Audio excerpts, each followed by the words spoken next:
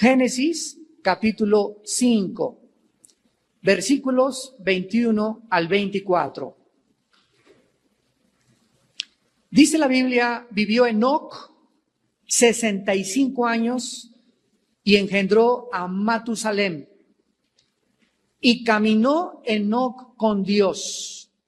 Los que quieran en su Biblia subrayar esta frase es muy importante. Caminó Enoc con Dios. Porque esta es la primera vez en la Biblia que se habla de alguien que camina con Dios. Después engendró a Matusalem 300 años y engendró hijos e hijas. Y fueron todos los días de Enoc 365 años. Y se vuelve a repetir, caminó pues Enoc con Dios y desapareció porque le llevó Dios. Enoc es uno de los personajes más misteriosos y más interesantes de la Biblia, porque es, vuelvo a repetir, uno de los pocos de quien se dice, caminó con Dios. Es uno de los hombres también que en el libro de Hebreos, en el Nuevo Testamento, capítulo 11, versículo 5, dice la Biblia, por la fe Enoc fue traspuesto para no ver muerte y no fue hallado porque lo traspuso Dios. Y antes que fuese traspuesto, tuvo testimonio de haber agradado a Dios. Enoc no solamente es importante de estudiar, a pesar de que hay solamente 3 pasajes donde se menciona Enoc, que es Génesis 5, Hebreos 11 y Judas, que lo voy a hacer más adelante, sino que este es el primer hombre en la historia, en la Biblia, que fue arrebatado, que no murió, que subió al cielo y fue transformado antes de poder entrar a la presencia de Dios. O sea, si queremos alguna tipología acerca del arrebatamiento del Nuevo Testamento, la encontramos en este personaje llamado Enoc. Los días en que Enoc vivió, de acuerdo a la epístola de Judas, versículos 14 y 15, fueron tiempos de profunda iniquidad, de maldad, de depravación, de violencia, de crímenes, de secuestros, de todas aquellas características que conforman la sociedad actual en la que estamos viviendo. Dice Judas 14, de estos también profetizó Enoc. O sea, el Nuevo Testamento nos habla que él fue un profeta. 7º día de Adán, o sea, de Adán a Enoc, cuenta las generaciones y Enoc es exactamente la 7ª generación y sabemos que el 7 en la Biblia es un número que indica totalidad y perfección.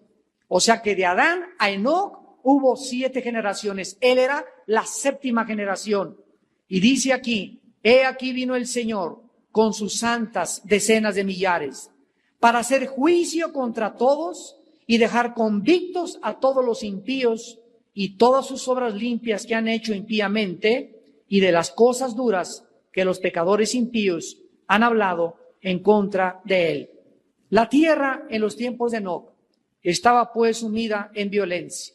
Y es interesante que Enoc fue sacado de la tierra, arrebatado por Dios, porque nos habla de que antes de que Cristo venga a arrebatar a la iglesia, las características de la iglesia que van a prevalecer en esos tiempos van a ser exactamente iguales a las que vivió este personaje llamado Enoc. Yo si les preguntara a todos ustedes, levante la mano, no lo hagan, ¿cuántos quieren irse en el arrebatamiento de la iglesia? Creo que muchos conocen esta doctrina. Dice la Biblia que no todos vamos a morir, que no todos vamos a saber ni a gustar qué es morir, porque Cristo puede venir y sacar a la iglesia en el momento que nosotros menos lo pensamos como un ladrón en la noche y vamos a ser arrebatados y transformados. Vamos a ver esto en Primera de Tesalonicenses 4, 16 y 17 más adelante. Y muchas personas se van a quedar aquí en la tierra y van a comenzar a decir, se los llevaron los ovnis. Misteriosamente los noticieros de televisión van a ser congestionados. Pilotos de aviones van a estrellarse porque desaparecieron los pilotos de los aviones. trenes se van a escarrilar porque no había nadie que los manejara, va a haber un tráfico tremendo, choques de carros, porque de repente millones de personas van a desaparecer de este planeta Tierra, de acuerdo a lo que se conoce como la doctrina del arrebatamiento. Si ustedes quieren ser arrebatados, y estamos en los tiempos precisamente que Enoc profetizó, necesitamos tomar el modelo de Enoc. Porque dice claramente el libro de Hebreos, antes de que Enoc fuera arrebatado o fuera traspuesto, tuvo testimonio de haber agradado a Dios. Y esta forma en la que el Espíritu Santo nos habla acerca de Enoc, nos dice en Génesis que él caminó con Dios. Y vamos pues en esta tarde a analizar qué significa caminar con Dios, para que estemos absolutamente seguros de que nosotros también estamos caminando con Dios. La tierra en esos tiempos estaba sumida con mucha maldad y Noé nació 69 años después del traslado de Enoc. Noé nació 69 años después, o sea, Enoc fue abuelo de Noé. Y después vemos nosotros que Matusalem, hijo de Enoc y papá de Noé, vivió hasta el diluvio y fue un instrumento para enseñarle a su hijo Lamec qué era lo que Dios anhelaba de su vida y de su familia. Lamec fue un varón de Dios que dio la profecía acerca de lo que Dios haría con Noé. Dice Génesis 5, 28, vivió Lamec 182 años y engendró un hijo. Y llamó su nombre Noé. Ustedes saben que Noé significa consuelo. Noé significa consolación o consuelo en el hebreo. Porque con la entrada o el nacimiento de Noé, Dios iba a consolar al mundo después del diluvio. Y entonces dice la Biblia, diciendo, este nos aliviará de nuestras obras y del trabajo de nuestras manos, a causa de la tierra que Jehová maldijo. Vemos pues que hay una profecía antes de que Noé naciera, de que cuando él naciera, él iba a hacer un consuelo. Él iba a darle descanso a la tierra y Dios iniciaría con los 3 hijos de Noé una nueva generación de seres humanos. Vamos a ver en primer lugar en esta tarde las condiciones para poder caminar con Dios. Número 1, las condiciones para poder ser amigo de Dios. La primera es la reconciliación. La Biblia nos dice en 2 de Corintios capítulo 5 en el Nuevo Testamento, hablando acerca de lo que Jesús hizo en la cruz, con la palabra reconciliar. Dice 2 de Corintios capítulo 5, 17, de modo que si alguno está en Cristo, nueva criatura es. Las cosas viejas pasaron, todas son hechas nuevas. Y todo esto proviene de Dios, quien nos reconcilió consigo mismo por Cristo y nos dio el ministerio de la reconciliación. Esta palabra reconciliación es la palabra catalazo en el original griego con K, catalazo, y significa enemistad. Estábamos enemistados con Dios. Y la reconciliación, significa, es un prefijo latino que significa volver a, resurrección, volver a vivir, reconciliar, volver a conciliar, religión, volver a ligar. La reconciliación era necesaria porque antes de que tú recibieras a Cristo y antes de que yo recibiera a Cristo, dice Romanos capítulo 5, versículo 9 en adelante, que si siendo enemigos fuimos reconciliados mediante la sangre de Jesucristo, mucho más siendo reconciliados, seremos salvados por su vida. Entonces la Biblia describe a los seres humanos como enemigos de Dios. Y aunque tú no lo digas, y aunque tú no lo creas, y me puedas en esta tarde decir, bueno, yo siempre he creído en Dios, muy bien, a lo mejor has creído en Dios y la pregunta es, ¿en cuál Dios? ¿En cuál Dios has creído? Porque los griegos tenían millones de dioses. Los romanos tenían de Dios a los césares. La Biblia nos habla que el diablo es un Dios, que es el Dios de este siglo, 2 Corintios 4:4. Entonces, cuando alguien dice, creo en Dios, la pregunta obvia es, ¿en cuál Dios? Porque, vuelvo a repetir, hay muchos dioses que el mundo ha creado y fabricado. Pero cuando venimos a la Biblia, nos revela el único Dios vivo y verdadero. Entonces, de acuerdo a la Biblia, tú eras enemigo de Dios y Cristo en la cruz del Calvario pagó por tus pecados. Cuando tú aceptas a Jesucristo en tu vida como tu Salvador, en ese momento algo sucede. De la enemistad y de ser enemigo de Dios, ahora entramos a la familia de Dios.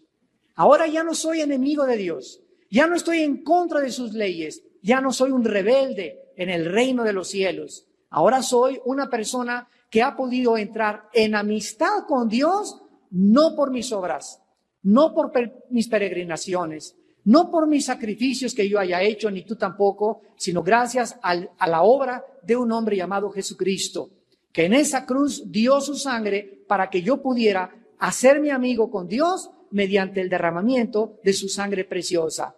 Y ahora que nosotros hemos sido hechos amigos de Dios, Dios nos entrega a nosotros los cristianos un ministerio. Fíjense ustedes, la Biblia le llama un ministerio. Y ahora nuestra labor es ir y decirles a los hombres, arrepiéntanse, hagan la paz con Dios.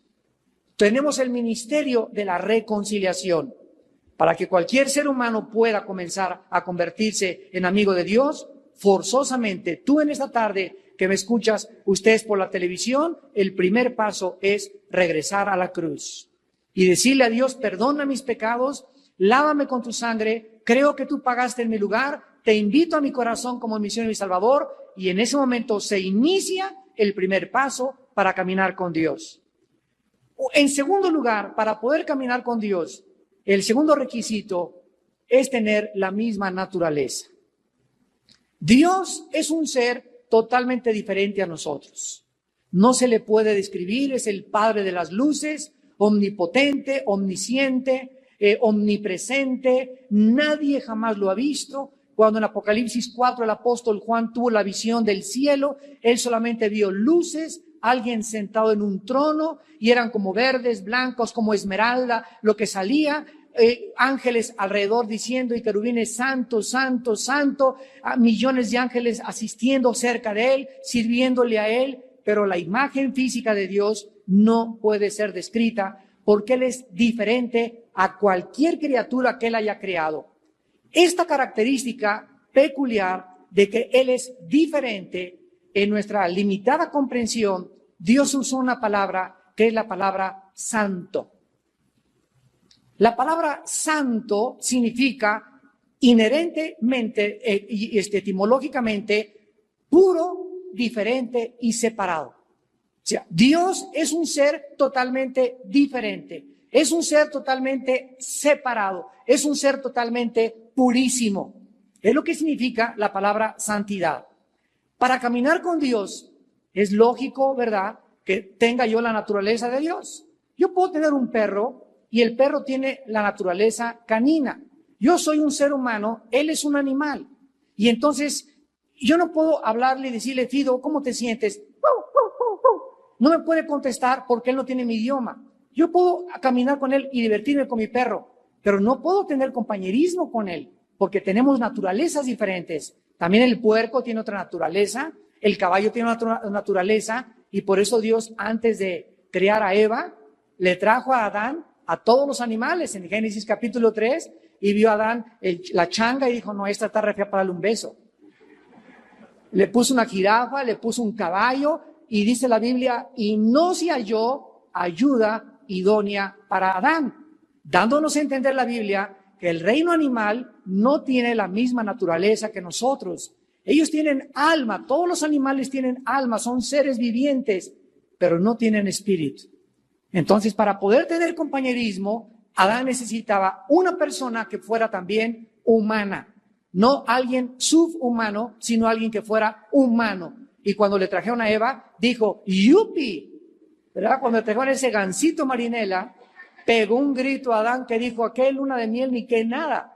Ya que ya estaban los dos, ¿verdad?, pudiendo tener comunión. Entonces, de la misma forma, Dios es espíritu. Y para que nosotros podamos tener comunión con Dios, necesitamos que nuestro espíritu pueda hacer contacto con su espíritu. Pero como la Biblia dice que nacimos muertos, separados espiritualmente de Dios, necesitamos recibir a Cristo, que el Espíritu Santo entre a nuestra vida para que podamos otra vez volver a conectarnos con Dios. Dice en 2 de Pedro 1:4 que nosotros somos partícipes de la naturaleza divina. Imagínate nada más, cuando recibiste a Cristo, ¿quién entró a ti? Entró a ti el Padre, entró el Hijo y entró el Espíritu Santo. Cristo tenía al Padre morando dentro de él. Y continuamente dijo, las obras que yo hago las hace el Padre. Entonces, para poder tener comunión con Dios, para poder caminar con Dios, para entender a Dios, necesitamos tener su naturaleza. Y esta naturaleza es la naturaleza divina que recibimos cuando recibimos al Espíritu Santo. En tercer lugar, para poder caminar con Dios, el tercer requisito es que se necesita un acuerdo moral. Un acuerdo moral. La Biblia dice, ¿podrán caminar dos juntos si no estuvieran de acuerdo? No, ¿verdad? Imposible. Dios es santo, Dios es puro, Dios es separado y yo tengo ahora ya su naturaleza. Al entrar el Espíritu Santo, yo no soy Dios. La naturaleza divina de Dios está en mí, pero yo soy humano con la naturaleza de Dios dentro de mí y tú también, pero eso no nos hace dioses. Porque Dios significa alguien que ha existido por toda la eternidad y el único creador es Él. Y todos somos criaturas que entramos a la eternidad en el momento que recibimos al Espíritu Santo. Pero si yo quiero comenzar a caminar con Dios, tengo que moralmente aceptar sus reglas, sus mandamientos y su código de conducta. Y esta es la razón por la cual en 1 de Pedro 1:15 en adelante dice la Biblia, sean santos. Ya somos santos por tener la presencia de Jesucristo. Pero ahora en la práctica tengo que santificarme. En otras palabras, crecer en la gracia y el conocimiento de nuestro Señor Jesucristo. Dios me dice, Armando, recuerda, ¿quieres conocerme? Sí, Señor. ¿Quieres prosperar? Sí, Señor, lo deseo con tu alma. ¿Quieres que te bendiga? Sí, Señor, lo deseo muchísimo. ¿Quieres tener paz en tu vida? Sí, Señor. Sé santo. Sé santo. Es imposible ser feliz sin ser santo. Es imposible ser bendecido por Dios sin ser santo. Es imposible creer que nos pueda ir bien en la vida sin la santidad. Sin esta santidad es imposible entender la Biblia. Sin la pureza, sin ser diferentes a los demás hombres, nosotros no podemos esperar caminar con Dios. Y para ello necesitamos comenzar a comprender lo que la Biblia dice en Hebreos 12:14. Seguir la santidad sin la cual nadie verá a Dios. Si tú mueres sin esta santidad, no entras al cielo, aunque hayas tenido una religión, aunque hayas ido a la villa, aunque hayas hecho sacrificios, aunque hayas dicho que eras cristiano. La santidad se manifiesta cuando haces cosas diferentes a las personas que te rodean.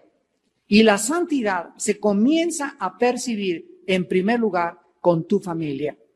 ¿Hay alguien en tu familia que pueda decir, Juan o Pedro o Lupita son diferentes? ¿Ya no toma junto conmigo?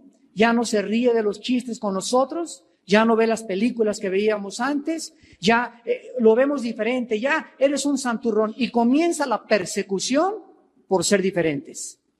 Porque ya no participamos de las acciones, de la conducta que nuestra propia familia mantiene. Comenzamos a separarnos y esta separación a los incrédulos les parece aborrecible y nos persiguen y nos ultrajan porque quieren que hagamos y pensemos como ellos.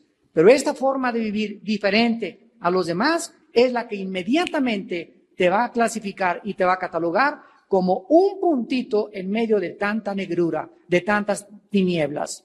¿Sabían ustedes? Hace muchos años estaba yo estudiando arte y en una de las clases en la universidad me dijeron, si tú agarras una cubeta y metes todos los colores, el blanco, el rojo, son 8 aproximadamente todos los colores que hay. ¿Saben ustedes qué color sale? El negro. El negro. O sea, que del negro salen todos los demás colores.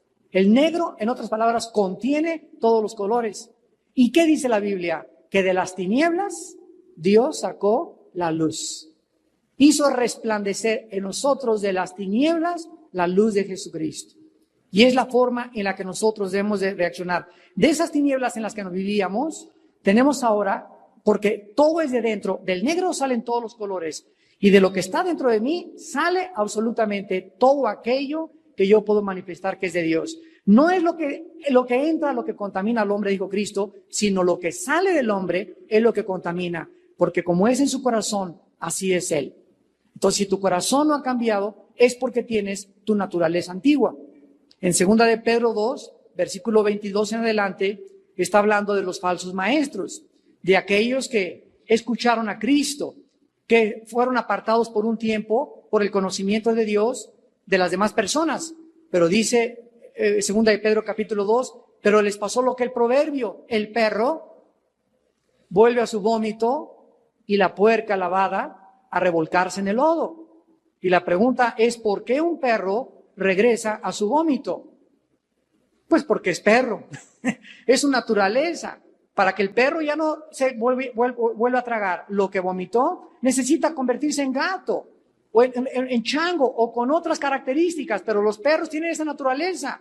Y los puerquitos, ¿por qué los lavas, los sacas del lodo, le pones champú, Pantene y todo, Chanel número 5, le pones ahí un collar bonito y está el puerquito ahí todo, oin, oin, oin, oin.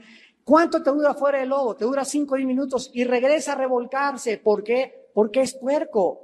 Porque su naturaleza nunca fue cambiada.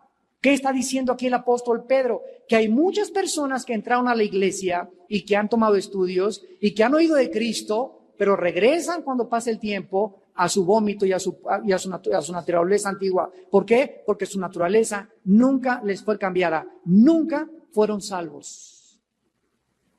Nunca fueron salvos. Nunca participaron de la naturaleza divina de Dios. Fueron bautizados, venían al estudio, pero ellos nunca cambiaron su vida interior.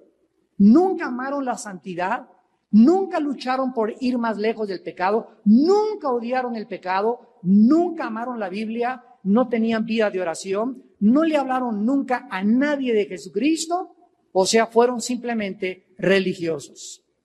Por dentro estaban podridos y por fuera tenían cara de San Crisóstomo. Y vemos en último lugar que para poder caminar con Dios se necesita confiar en Dios, o sea, tener fe. En Hebreos 11, versículo 5, dice claramente la Biblia, hablando de Enoc, que fue traspuesto, fue arrebatado para no ver muerte. Hebreos 11:5. Y no fue hallado porque lo traspuso Dios. Y antes que fuera traspuesto, tuvo testimonio. Y sin este testimonio, ninguno puede ser arrebatado cuando Cristo venga por nosotros. ¿Qué testimonio dio Enoc? Tuvo testimonio de haber agradado a Dios. ¿Y qué dice Hebreos 11:6? Y sin fe es imposible agradar a Dios. Porque es necesario que el que se acerca a Dios crea en primer lugar que Dios existe, crea que le hay. Y en segundo lugar, tienes que creer que Dios recompensa. Que lo que sembramos, recogemos. Y que aunque ahorita no veo tal vez una cosecha en mis hijos o en mi negocio o en mi familia, ahí viene. ¿Por qué sigo? ¿Qué me anima a no desanimarme, a no perder la esperanza, a no amargarme, a no llenarme de rencor, a no desesperarme y decir, ya me tiro la toalla, ya para qué ser cristiano, todo me sale mal? ¿Qué es esa fuerza interna que cuando me siento cansado y ya no puedo, dice la Biblia, vuelvo a sentir fuerzas como las águilas y levanto y vuelo todavía más alto que las mismas aves? Porque los que esperan en Jehová tendrán nuevas fuerzas. ¿De dónde vienen esas nuevas fuerzas? Ese nuevo vigor que nuestra alma necesita. Es algo sobrenatural. No viene de los Valium, no viene del Ecuanil, no viene de un trago de tequila, no viene de alcohol, no viene de ninguna cosa, porque es algo que proviene de Dios. Y Dios quiere que experimentemos cuando estamos cansados, agotados, que caigamos y digamos lo que dice Filipenses 4, 6 y 7. Por nada estén afanados. Por nada estén estresados. Por nada estén angustiados, porque estamos perseguidos y atribulados en todo, pero no angustiados. Perseguidos, mas no desesperados. Derribados, pero no destruidos. Sino sean conocidas vuestras peticiones con toda oración, con ruego y con súplica, y la paz de Dios, que sobrepasa todo entendimiento, guardará vuestros pensamientos y vuestro corazón en Cristo Jesús. Cuando tú realmente llegas, Padre Santo, ya no aguanto. Yo se los digo, creo que se los dije la vez pasada, el jueves pasado. Y llega un momento en mi vida que caigo así en la cama, Padre, ya no puedo. Las cargas, la iglesia, la familia, esto y el otro, los viajes, despertarme a las 4 o 5 de la mañana muchas veces. Bueno, porque somos humanos, no somos dioses. Todavía no somos querubines, ni estamos todavía perfeccionados, ni glorificados. Dios no ha acabado contigo, ni conmigo todavía. Entonces, Dios sigue tratando con mi vida y con tu vida también. Así que yo voy a seguir enfrentando depresiones, voy a seguir enfrentando desánimo, pero estoy aprendiendo a que no me controlen, a que no me dominen, sino que en ese momento caer de rodillas y decirle, Señor, ya no puedo. Padre Santo, dame fuerzas, te alabo y te bendigo. Yo sé que esto contribuye para mi bien. Físicamente ya no puedo, no hay nada en mí, ni fuerza y voluntad para seguir, pero yo confío en tus promesas y abro la Biblia y comienzo a orar y comienzo a alabarle y algo sobrenatural comienza a suceder. Su paz comienza a gobernar mis pensamientos. Comienzo a tener tranquilidad y comienzo a descubrir que es increíble que yo pueda tener paz en medio de una tormenta, en medio de un torbellino. Tú puedes estar absolutamente con un corazón sin estar perturbado. Cuando Cristo se iba, les dijo a los discípulos que los vio afanados, ya se va a ir el maestro, nos vamos a caer huérfanos. Juan 14, y Jesús les dijo, miren que no se turbe vuestro corazón. No estén intranquilos, no estén ansiosos, no estén afanados. Las aves del cielo no tienen ni siquiera estar amontonando gusanitos para mañana. Las plantas y las flores nunca se vistieron con la gloria de Salomón. Y si mi Padre alimenta a las aves y mi Padre tiene cuidado de las plantas, ¿cuánto más no tendrá cuidado de ustedes? Por nada estén afanados, hombres de poca fe. Dios le interesa que por favor no nos preocupemos. Es imposible no preocuparse de nada. La palabra preocuparse es preocuparse, o sea, ocuparnos antes de algo que no ha sucedido. Y el 90%, dicen los psiquiatras, de las preocupaciones nunca suceden.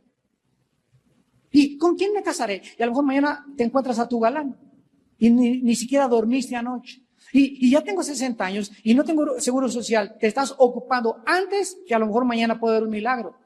Y si no tengo dinero, a lo mejor mañana viene el cheque. Cállate. Ya no grites, ya no chilles. Confía en Dios, échale toda tu carga a Dios, echando toda nuestra ansiedad sobre Él, porque Él tiene cuidado de nosotros. Si no tienes tú esa confianza en la vida, y esa tranquilidad y esa paz, es casi imposible que tú puedas llamarte cristiano. Porque la característica más grande que Jesucristo nos dejó fue, mi paz les dejo, mi paz les doy. Y no como el mundo la da. Y un cristiano tiene que ser conocido por su paz interior. Veamos en segundo lugar los resultados de caminar con Dios. Una vez que hemos sido reconciliados, una vez que estamos de acuerdo en que vivimos para obedecer los mandamientos de Dios, no para discutirlos, una vez que comenzamos a tener comunión y confianza en su palabra, tiene que haber un fruto, tiene que haber un resultado, y el primero es crecimiento en la gracia y el conocimiento de Dios. Segunda de Pedro 3:18. Creced en la gracia y en el conocimiento de nuestro Señor Jesucristo. Inmediatamente cuando tú comienzas a obedecer y cuando tú comienzas a confiar, algo sucede internamente en tu espíritu. Comienzas a crecer.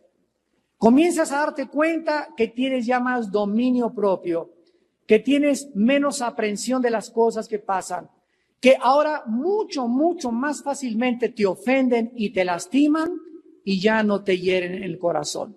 Perdonas 70 veces 7. Pasa el tiempo y te das cuenta que te dan ganas de dar cada vez más dinero a la obra y al reino de Dios. Te vuelves más generoso. es una de las señales más grandes del crecimiento, la generosidad espiritual. Te das cuenta que ya no te preocupas como te preocupabas antes. Te das cuenta que comienzas a amar más la vida, a amar más a la gente. Te vuelves a enamorar de tu esposa, te vuelves a enamorar de tu esposo. Por cierto, ayer que estaba preparando este estudio, le decía a un hermano, ¿tú sabes que Matusalén es la persona que vivió como más de 900 años? Y me dice el hermano, ay hermano, yo no hubiera querido ser Matusalén. Y le dije, ¿por qué? Me dice, hermano, si tengo 5 años de casado y no aguanto a mi esposo, ¿al aguantarla a 900 años? Estar casado con la misma 900 años. Bueno, hay de todo en la vida, ¿verdad? Bueno, este crecimiento, observen ustedes que es doble. Crecemos en la gracia y crecemos en el conocimiento. Hay muchos de ustedes que están creciendo solo en el conocimiento. Conocen más de la Biblia y diplomados, y qué bueno, pero en la gracia se están quedando enanos. ¿Qué significa esto? Que no están practicando lo que están aprendiendo. Déjenme darles un ejemplo. La Biblia me dice, Efesios 5, ama a tu esposa como yo te amé en la cruz. A los varones nos dice la Biblia. Nunca la Biblia le dice a la mujer que ame a su marido. Le dice que se someta y lo respete. ¿Por qué? Porque la mujer fue criada para recibir, no para dar. Nosotros somos los portadores de la semilla. Nosotros fuimos criados para dar, para entregarnos, para darle flores, vestidos, para llevarla, consideración, seguridad. Y ellas fueron criadas para recibir todo eso. Y cuando tú no haces eso y no le das a tu mujer y tu mujer no se siente segura contigo, cuando tu esposa no se siente que la amas, que le das flores una vez a la semana, etcétera, etcétera, puedes conocer y seguir aprendiendo la Biblia, pero si no practicas lo que tú conoces que debes hacer, no creces en la gracia.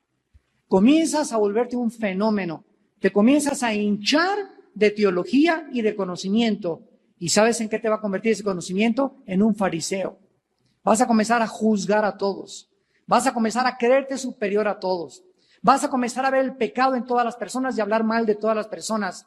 Te vas a ensoberbecer por el conocimiento. Porque para que el conocimiento no nos ensoberbezca per se, necesitamos la gracia de Dios. ¿Y a quiénes le da Dios esta gracia? Santiago 4, Dios resiste a los soberbios y le da gracia a los humildes. ¿Y quién es un humilde? La persona, no el que, ¿cómo estás, hermanito? Mucho gusto. Y andar con todo el camisa roto y con guarachitos y así con el pelo como Cristo, ¿verdad? Y peace and love. Eso no es humilde. La humildad es reconocer tu dependencia diaria de Dios. Imagínate nada más, mientras más cerca caminamos con Dios, más humildes somos, porque nos damos cuenta al lado de quién estamos caminando. Y su sola presencia todos los días, sentir su espíritu, sentir su amor, sentir su misericordia, su perdón, porque ha tenido misericordia de todos nosotros, nos llena de humildad, nos llena de compasión por los demás y nos comienza a hacer y a formar el carácter de su Hijo Jesucristo. En segundo lugar, el segundo fruto es una vida de profundo gozo y de seguridad.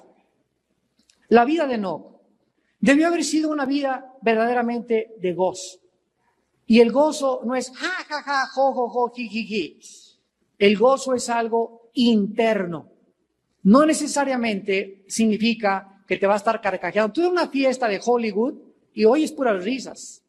Ve una discoteca y todo el mundo, ja, ja, ja, jo, jo, pasa la mota, pasa el alcohol, pasa otro grapa. Y dices, qué padres se la están dando todos, ¿no? Sin embargo, todo eso que tú estás oyendo y viendo es la pura apariencia, porque les va a durar solamente mientras estaban ahí. Y al otro día, no te imaginas, velos por favor a las 5 o 6 de la mañana, la cruda que tienen. Y la necesidad que ellos tienen de recurrir a ese mundo para escapar de la realidad y por lo menos 3 o 4 horas de una forma artificial con anestésicos, porque ¿qué es la droga? Un anestésico. ¿Qué es el alcohol? Un anestésico. ¿Qué es la pornografía? Un anestésico que nos duerme, nos adormece porque no nos gusta vivir la realidad en nuestros 5 sentidos. La Biblia le llama cobardía. La Biblia le llama cobardes a todos aquellos que no se enfrentan a la vida en sus 5 sentidos. Cuando estaba colgado Jesucristo, se acercaron para darle un poco de hiel para adormecerlo. Y Cristo quiso morir en sus 5 sentidos hasta el último día y minuto y segundo de su vida. No quería ningún anestésico, no quería nada. Quería sufrir lo que Él tenía que sufrir por tus pecados y por mis pecados. Este gozo es un fruto del Espíritu. Este gozo es un contentamiento. 1 Timoteo 6, del 10 en adelante. Teniendo sustento y abrigo, estemos, ¿qué dice? Contentos con eso. Porque los que quieren enriquecerse caen en tentación, en lazo y en muchas codicias necias y engañosas que hunden a los hombres en perdición y destrucción. ¿Qué significa esto? Que cuando yo estoy caminando con Dios, hoy en la noche tal vez no tenga para un restaurante o para ir en un carro a otro lado con mi esposa. Tenemos para cenar, hay frijolitos, refritos, mi amor, y totopos. Pero como tenemos a Cristo, esos totopitos y ese refresco y esa horchata la disfrutamos mejor que si estuviéramos en el World Trade Center, en el último piso, cenando sin Cristo y con la pura apariencia. Esto significa contentamiento, estar contentos con lo que tenemos, reconocer que no es el dinero lo que nos hace felices, reconocer que si Dios me quiere prosperar, gloria a Dios, si Él me quiere hacer famoso, que me haga famoso, pero yo no voy a buscar el dinero, ni voy a buscar trabajar 3 turnos para ganar más cuando a su amado dará Dios el sueño. Entonces tenemos que comprender que si queremos caminar con Dios, un fruto es el gozo tremendo. Y en tercer lugar, el tercer fruto de caminar con Dios es ser testigo de Jesucristo. Ser testigo de Jesucristo. Hechos 1:8. Y me serán testigos cuando haya venido sobre vosotros el Espíritu Santo, en Jerusalén, Samaria y hasta el último de la tierra. Una persona que camina con Dios, una persona que tiene un acuerdo moral con Dios, una persona que vive en santidad, una persona que tiene gozo, es una persona que manifiesta y le arde. Hay una pasión, un volcán en su vida de hablar de Cristo. Hace muchos años yo les contaba, tuve una abuela materna que se murió de 97 años de edad. A los 89 recibió a Jesucristo. Y una de las cosas que a ella la trajeron a conocer a Jesucristo, ella fue presidenta de la Acción Católica de México 40 años. Y mi abuela era de misa de las 6 de la mañana ahí en la Votiva, lo que es ahorita en Reforma enfrente del Ángel, estaba la iglesia La Votiva, a las 6 de la mañana durante 40 años. Y mi abuelita era una señora amargada, refunfuñona, se surtía mi abuelo. De veras, lo correteaba con la escoba. Mi abuelo prefería no entrar a dormir a la casa, de veras, porque era tremenda mi abuelita, era toda una general a la división. Su papá fue general en la Revolución. Entonces mi abuela, cuando oyó que nosotros, así nos dicen, ya cambiaron de religión, lo primero que le dije a mi abuelita cuando recibí a Cristo es, abuelita, en todos tus casi 50, 60 años que tienes en tu religión, ¿a quién le has hablado de Jesucristo? Y lo primero que me contestó mi abuela fue, ¿de qué me estás hablando? ¿Qué me quieres decir? Y le dije, abuelita, a esa muchacha que viene a trabajar y a trapearte tu casa, la tratas como una sirvienta, porque mi abuelita era bien racista. Aparte de todo, pero eso sí muy religiosa, ¿no? Racista, peleonera, fuñona, corretea a mi abuelo con la escoba, pero eso sí, no faltaba a su religión. Y le dije, ¿por qué nunca le has hablado de Cristo? Me dice, ¿qué le digo? Le digo, ¿cómo? ¿No sabes cómo decir a una persona cómo se vaya al cielo? Bueno, que se porte bien, que se persine, que cumpla los sacramentos. Y le dije, abuelita, ¿ya has leído la Biblia? Y me dijo, en mis 50 años que tengo, me prohibieron leerla. Me dijeron que no podía leerla porque nadie la entendía y que tenía interpretaciones diferentes.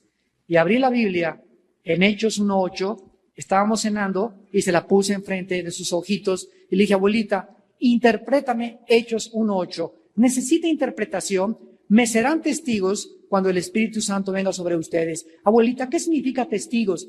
Le dije, es la palabra martureo, de donde viene la palabra mártir en el griego, que significa ser testigo de lo que vimos y lo que oímos hasta la muerte.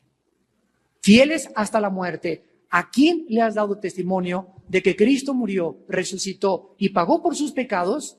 y que no se necesitan hacer obras porque es por la gracia de la salvación. Y mi abuelita se quedó y comenzó a llorar. No durmió en esa noche, después ella da su testimonio. No pudo dormir. Y me habló como a los 3 días y me dijo, me decía, Minito, ven para acá y dime, cuéntame, háblame más de la Biblia. Dios la había tocado. Y le había mostrado que había vivido engañada, creyendo que hay caminos que parecen derechos y el camino en el que ella vivía era un camino que la iba a llevar a la muerte. Si tú eres cristiano, tú hablas de Cristo. ¿A quién le has hablado de Cristo? Te pregunto en esta tarde lo que le dije a mi abuela hace algunos años antes de morir. ¿A quién le has hablado tú de Jesucristo? En el camión, en la escuela. ¿Has ganado a alguien para Jesucristo? ¿Le has dicho a alguien, vamos a orar y invita a Jesucristo en tu vida? Mira, ¿cuál es el plan de salvación? En el avión, en el camión, en la ruta 100, no sé dónde, pero a alguien, desde que te convertiste, a tus amigos, a tu maestro, ¿repartes folletos? Cuando vas a comer a Sambors o a Vips, traes folletos con el plan de salvación y lo pones ahí para que la mesera lo vea. ¿Cuántas meseras se han convertido al leer el plan de salvación? Si tú no eres testigo, no estás caminando con Dios. Y si no estás caminando con Dios, tu cristianismo es de la boca para afuera. Y finalmente, veamos en Génesis 5, 21 y 22, la culminación, en último lugar, de caminar con Dios. Dice Génesis 5, 21 y 22, vivió Enoc 65 años y engendró a Matusalem. Y caminó Enoc con Dios, pero noten con microscopio y con lupa cuándo comenzó Enoc a caminar con Dios. Y caminó Enoc con Dios después que engendró a Matusalem 300 años y engendró hijos e hijas. No se nos dice que no caminó antes de que su hijo naciera, sino después de que nació. ¿De qué nos habla esto? Que en el momento en que nos convertimos en padres, el nacimiento de nuestros hijos es la motivación más grande que un ser humano pueda tener para comenzar a tener compañerismo y caminar con Dios, porque la responsabilidad de ser padres debe acercarnos más y más a Dios. Si es que te interesan tus hijos. Si yo tengo una jarra vacía y tengo vasos junto, una jarra vacía no puede llenar ningún vaso. Tú no puedes darle a tus hijos algo que tú no tienes. Entonces, nosotros, si tenemos a Cristo, tenemos algo que compartir a nuestros hijos, a la cuñada, al tío, al hermano. Tenemos la única realidad, la única verdad. Lo único que vale la pena en esta vida es Jesucristo. Todo lo demás es bluff, apariencia, presunción, hipocresía, irrealidad, alejados totalmente de que un día viene el juicio y Dios viene a juzgar a los vivos y a los muertos. El mundo está en su jaja, jiji, el club, el tenis, el campeonato de golf, por aquí, por allá, el viaje. Me compré este abrigo allá en Irak, Jorshak, en París, Londres. Y el anillo, y mira el anillo que tengo, y qué marca de reloj tienes, y qué marca de pantalón siguen a tus hijos. Te invito a París de vacaciones, y toda la gente vive totalmente en pura marihuanada. No necesitan meterse drogas, ya su vida es una droga. Viven en un mundo de Alicia en el País de las Maravillas, en un mundo de apariencias, en un mundo solamente donde existe para ellos la fama, el poder, las amistades, las relaciones. Y nada de esas cosas, dice la Biblia, debemos amar. No amemos al mundo ni las cosas que están en el mundo. Porque todo lo que proviene del mundo, la carne, los deseos de los ojos, los deseos de la carne y la mala gloria de la vida, no proviene del Padre, proviene del mundo. Y el mundo va a pasar y sus deseos, pero el que hace la voluntad de Dios va a permanecer para siempre. La motivación de ser padre debe ser lo más grande incentivo para que tú puedas comenzar a caminar con Dios. Noten ustedes quién nació de Enoc. Se llama Matusalem. ¿Saben ustedes qué significa Matusalem? Matusalem significa cuando muera será enviado. Apúntalo, cuando muera será enviado. Enoc recibe una revelación que a través del nacimiento de su hijo, el mundo iba a durar. Y cuando Matusalén muriera, vendría un juicio tan grande en el mundo que hundiría a todos los humanos en lo que se conoce como el diluvio universal. Los nombres estaban asociados en la Biblia con la condición humana. Ponle a tu hijo que cuando él muera, entonces será enviado. ¿Será enviado qué cosa? Será enviado el juicio de Dios. Cuando el niño muera, le estaba diciendo Dios a Enoc, abriré las fuentes de las aguas y traeré un juicio tan grande sobre la tierra que nadie sobrevivirá más que 8 personas. El hijo de Matusalén, que fue Enoc, el nieto de Noé, que fue el nieto de Enoc, y Noé, su esposa y sus 3 hijos y sus tres esposas de los hijos son las únicas personas que Dios salvó en este mundo. ¿Cuál sería el efecto producido en Enoc? Cuando supo que cuando mi hijo muera viene el juicio, ¿qué hizo? Prepararse para el futuro. Nosotros, de la misma manera, amados santos, hemos recibido el mismo mensaje. El juicio viene. El juicio viene. Estos huracanes, cambios climatológicos, cada día más frío, cada día más calor, temperaturas, calentamiento de la tierra, inestabilidad en Sudamérica, inestabilidad política, confusión, depravación sexual, confusión económica, el Medio Oriente ardiendo en llamas como un hoyo express, Japón, Europa, y encontramos que el mundo se encuentra en llamas. Y los cristianos están todavía, ya los no cristianos, ¿verdad? No saben ni en qué mundo viven, pero los cristianos viven todavía tan alejados de que el Señor viene a juzgar a los vivos y a los muertos. Dice en Hebreos capítulo 11, versículo 7. Hebreos 11, 7. Por la fe Noé, por la confianza que Noé tenía en Dios, cuando fue advertido por Dios acerca de cosas que aún no se veían, con temor preparó el arca en que su casa se salvara. Y por esta fe condenó al mundo y fue hecho heredero de la justicia que viene por la fe. Nosotros hemos sido advertidos, el juicio viene, el juicio viene, el juicio viene. ¿Te estás preparando para que tu casa se salve? ¿Estás preparando a tus hijos? Como matrimonio están ustedes todos los días antes de acostarse leyendo juntos la Biblia y orando a Dios que los guarde, que los proteja. Cuando tus hijos están dormidos, vas y te acercas a sus camas o a su cuna y le pones la mano todos los días antes de acostarte a tus hijos y los bendices. Y le dices, Padre Santo, cubro a mi Pepito con la sangre de Jesucristo, cubro a mi Leti con la sangre de Jesucristo. Y cuando están dormidos en el cuarto, reprendo cualquier espíritu en este cuarto, en esta casa. Esta casa es de Dios, esta casa es santa. El Señor manda a tus ángeles que no molesten a mis hijos con pesadillas, que no les causen temor durante la noche. Padre, cubro con tu sangre y con tus ángeles mi hogar. ¿Lo haces? ¿Diario estás en esta lucha espiritual? ¿Cuántas semanas o meses tienes que dices que eres cristiano? Pero tu cristianismo es solamente aquí los jueves y el domingo de 11 a 2. Y necesitamos, para cuando venga Cristo, irnos con Él, caminar con Dios. Y Enoc es una de las más grandes maravillas que Dios nos deja escritas en la Biblia para que podamos prepararnos en el día del Señor. Y terminamos leyendo en 2 de Pedro, capítulo 3, lo que el apóstol Pedro nos advierte en la venida de Jesucristo. Dice 2 de Pedro, capítulo 2, versículo 9 en adelante, 2 de Pedro 3, 9, el Señor no retarda su promesa, según algunos la tienen por tardanza, sino que es paciente para con nosotros.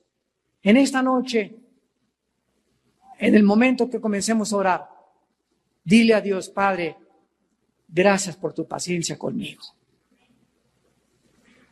Gracias, Señor, porque no me había caído el 20 tal vez hasta esta noche. Y tú me has esperado todas estas semanas, todos estos últimos años, y hoy me has abierto el entendimiento para hacerme conocer que vienes pronto y que debo de prepararme. Y que debe ser la más grande motivación en mi vida para vivir una vida de santidad y vivir cerca de ti, en comunión contigo. El Señor es paciente, no queriendo que ninguno perezca, sino que todos procedan al arrepentimiento. Pero el día del Señor vendrá como ladrón en la noche, en el cual los cielos pasarán con gran estruendo y los elementos ardiendo serán deshechos, y la tierra y las obras que en ella hay serán quemadas. Puesto que todas estas cosas han de ser deshechas, ¿cómo no debéis vosotros andar en santa y piadosa manera de vivir, esperando y apresurándoos para la venida del día de Dios, en el cual los cielos, encendiéndose, serán deshechos y los elementos siendo quemados se fundirán? Pero nosotros esperamos, según sus promesas, cielos nuevos y tierra nueva en los cuales mora la justicia, por lo cual, oh amados, estando en espera de estas cosas, procuren con diligencia ser hallados por Él, sin mancha e irreprensibles, en paz. Oremos. Señor, te damos gracias por la vida de Enoc, porque te lo llevaste como un ejemplo, como un símbolo, como un tipo de lo que va a suceder bajo el nuevo pacto a todos aquellos que caminen contigo. Oh Señor, que podamos ser guardados irreprensibles hasta el día de Cristo en nuestro espíritu, alma y cuerpo. Y si invocáis por Padre aquel que sin acepción de personas juzga a cada uno según sus obras, condúzcanse en temor durante todo el tiempo de vuestra peregrinación. Recuerden que el precio que se pagó por nuestra salvación no fue oro ni plata, sino la sangre preciosa de un cordero sin mancha ni contaminación, ya destinado desde antes de la fundación del mundo para que nosotros comprendiésemos el amor eterno con el cual Dios siempre nos ha amado. En esta noche, tal vez ustedes que nos ven por la televisión, tal vez estás viendo desde un bar, a lo mejor desde la sala de tu casa, tal vez desde la cárcel, donde quiera que tú estés. Te invito también a que esta noche hagas la paz con Dios, a que te reconcilies con Dios, a que vengas a la cruz. No te invito a que vengas a una religión, te invito a que vengas a un hombre que se llama Jesucristo.